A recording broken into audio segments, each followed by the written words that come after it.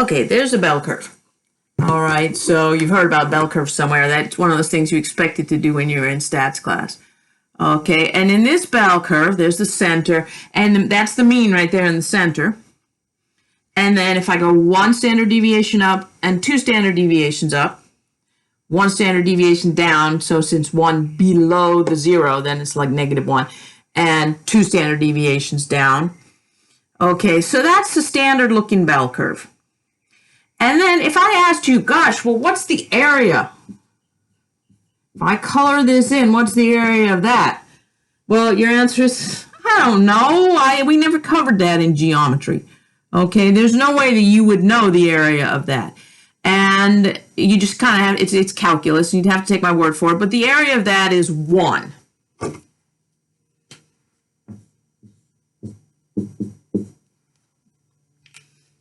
Okay, now if I were to ask you, well, what percent of that is colored in? Well, it's like 100%.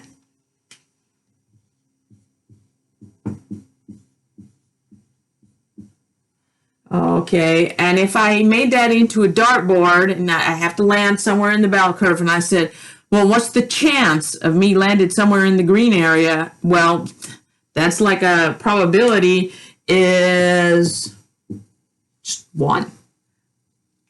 Okay, all of these questions, what's the area? What percent? What's the probability? They all have basically exactly the same answer. I'm just pointing that out so that it saves you having to basically read the problem, because you could just kind of skim over the problem and read the rest of it. Now, if instead of the green area,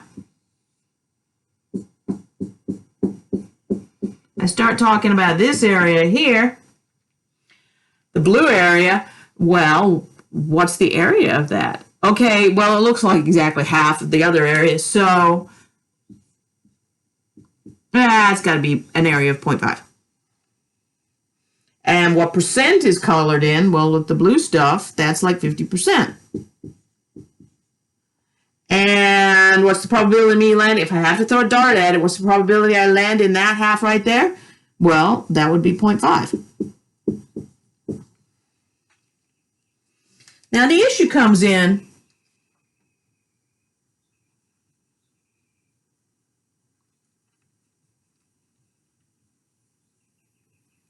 if I pick some random thing. Okay, so let's say I start over here at, that looks like about -1.5, and I go up here to like maybe +1.3,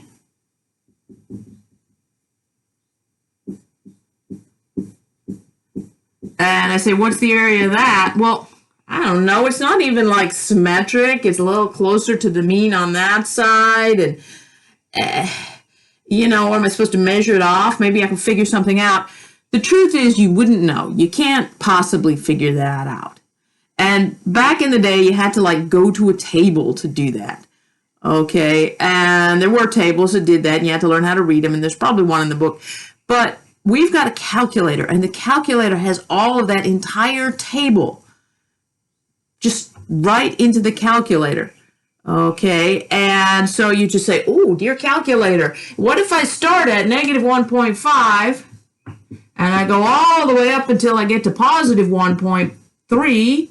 What is the area of that?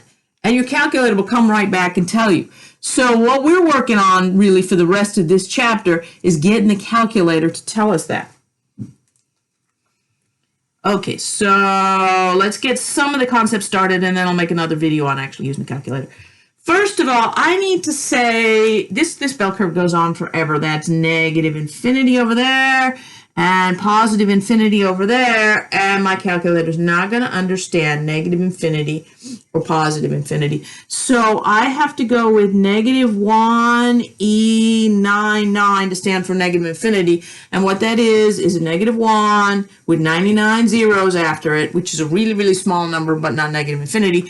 And then over here, I would go with 1e99, which is a 1 with 99 zeros after it. Very large. Again, not infinity, but the calculator won't be able to tell the difference.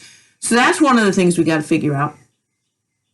The other thing we have to figure out is that my calculator just expects me to put them in that order like that, and know that I'm supposed to do that. But some people's calculators will say lower bound and upper bound, and then asks it to you questions like some people's calculators ask like binomial PDF questions. So the lower bound is the left one that you're going to start with. So in this case, the lower bound would be negative 1.5 and the upper bound positive 1.3. So we're going to have to do that. If your calculator starts asking you questions, it also asks you for the mean and the standard deviation as well. So I'll make the next video on how to do like the actual calculator buttons.